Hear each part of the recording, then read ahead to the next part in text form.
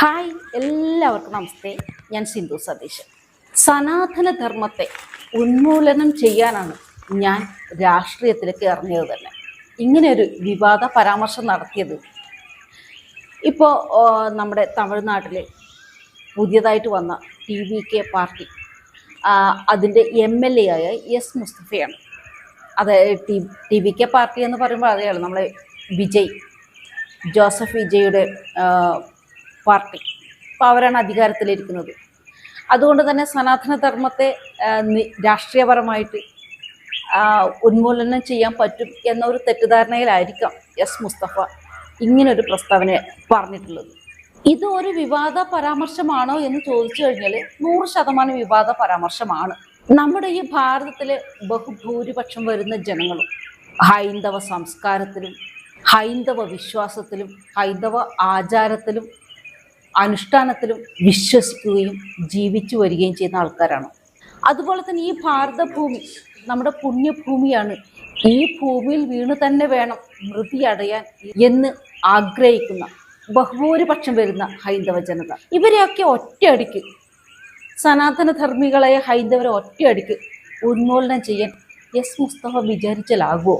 TVK പാർട്ടിയുടെ MLA ആയ S Mustafa ഒന്നറിയണം.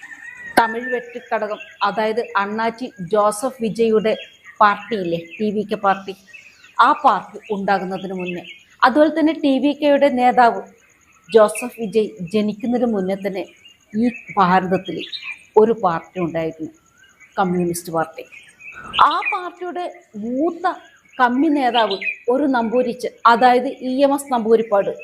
അദ്ദേഹത്തിന് വലിയ പൂതിയായിരുന്നു സനാതനധർമ്മത്തെ ഇല്ലാതാക്കാൻ. അതുകൊണ്ട് തന്നെ അദ്ദേഹം എപ്പോഴും നടത്തുന്ന ഒരു പ്രസ്താവനയായിരുന്നു, ഒരു അമ്പലം നശിക്കപ്പെട്ട് കഴിഞ്ഞാൽ അത്രയും അന്ധവിശ്വാസം നഷ്ടപ്പെടുമെന്ന്. പക്ഷേ ഈ നമ്പൂരിച്ചന് ഒരിക്കലും അദ്ദേഹത്തിൻ്റെ തറവാട്ട് ക്ഷേത്രം നശിക്കപ്പെടണമെന്നോ അങ്ങനെ സമൂഹത്തിലെ അന്ധവിശ്വാസം ഇല്ലാതാക്കണമെന്ന് അദ്ദേഹം ചിന്തിച്ചിട്ടില്ല.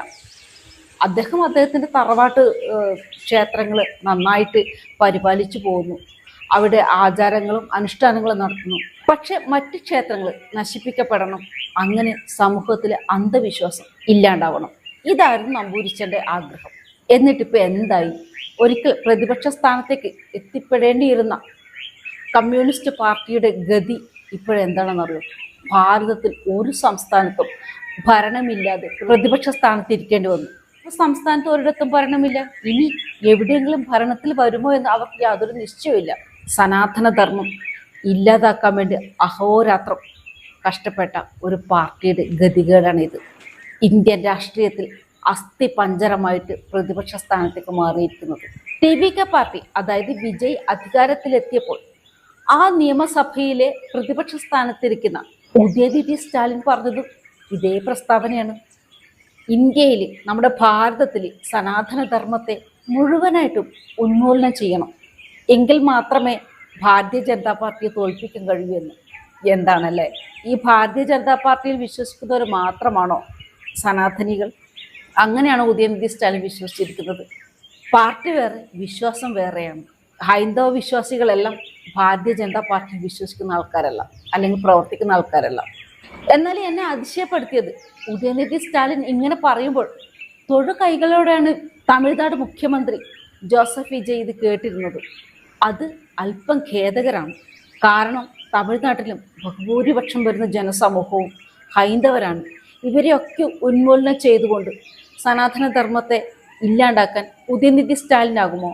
അല്ലെങ്കിൽ എസ് മുസ്തഫക്കാവുമോ? ജോസഫ് വിജയ്ക്കാവുമോ? ഇല്ല. അങ്ങനെ സനാതനധർമ്മത്തെ ഇല്ലായ്മ ചെയ്യുകയാണെങ്കിൽ അന്ന് ഭാരതം എന്ന ഈ ഒരു വലിയ രാജ്യം ഇല്ലാണ്ടാവുക തന്നെ ചെയ്യും.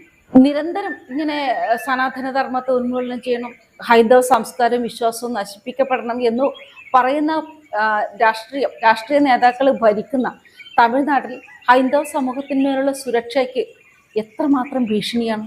മുസ്ലിമായ മുസ്തഫയും ക്രിസ്ത്യാനികളായ ഉദയനിധി സ്റ്റാലിനും ജോസഫ് വിജയും കാണുന്ന കാഴ്ചപ്പാടുകളെല്ലാം ഒരേ രീതിയിലാണ്. സനാതനധർമ്മം ഇതിനു മുമ്പേ ഭരിച്ചിരുന്ന DMKയും ഇനിയിപ്പോൾ ഭരണത്തിലിരിക്കുന്ന TVKയുടെ ലക്ഷ്യം ഒന്ന് തന്നെ, സനാതനധർമ്മം. സത്യത്തിൽ സനാതനധർമ്മം എന്താണെന്ന് ചോദിച്ചു കഴിഞ്ഞാൽ ലോകത്തിലെ സർവ്വചരാചരങ്ങളും ചെയ്യുന്ന പ്രവൃത്തികൾ, അതാണ് സനാതനധർമ്മം. അത് ജോസഫ് വിജയിയോ അല്ലെങ്കിൽ ഉദയനിധി സ്റ്റാലിനോ അല്ലെങ്കിൽ എസ് മുസ്തഫയോ ആര് ഉന്മൂലനം ചെയ്യാൻ ശ്രമിച്ചാലും സനാതനധർമ്മം ഒരിക്കലും നശിക്കപ്പെടുകയില്ല. സനാതനധർമ്മത്തിൻ്റെ ആ കർമ്മകുണ്ടത്തിൽ ജ്വലിക്കുന്ന അഗ്നിയിൽ നിങ്ങളുടെയൊക്കെ ഗൂഢലക്ഷ്യവും ഉദ്ദേശവും പിരിഞ്ഞടങ്ങുക തന്നെ ചെയ്യും. സനാതനധർമ്മം ലോക അവസാനം വരെ ഈ പ്രപഞ്ചത്തിൽ നിലനിൽക്കുകയും ചെയ്യും.